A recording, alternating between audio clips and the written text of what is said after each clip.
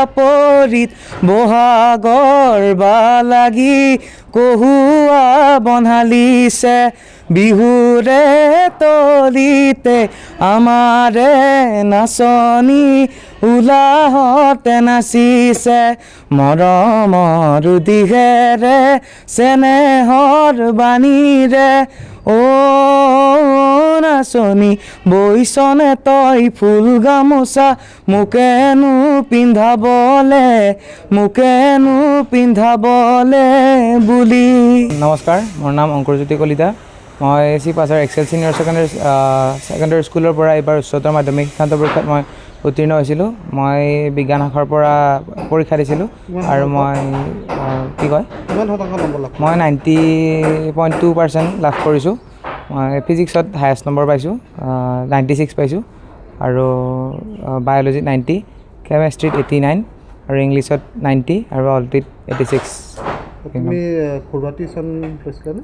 Tuition মানে directly tuition লোৱা নাই। কলেজৰ ছাৰসকলে মোক বহুত সহায় কৰিছে, ঘৰত আহি তেনেকৈ দেখাই দিছে, বহুতখিনি টাইম দিছে মোৰ লগত। মেট্ৰিকতো মোৰ 90% হৈছিল। মেট্ৰিকতো মই জাতীয় বিদ্যালয় চিপাঝাৰ। হয়।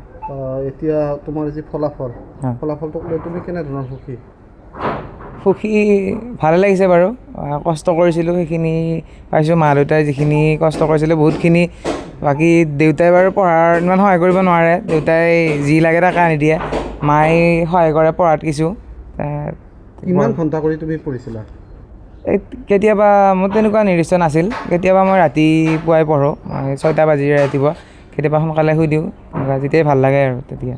সফলতাৰ আঁৰত প্ৰথমে মই নিজৰ কষ্টটোৰ কথাও কওঁ, তাৰপিছত মোৰ পিতৃ মাতৃ আছে আৰু কলেজৰ যিখিনি ছাৰ বাইদেউ গোটেইখিনি।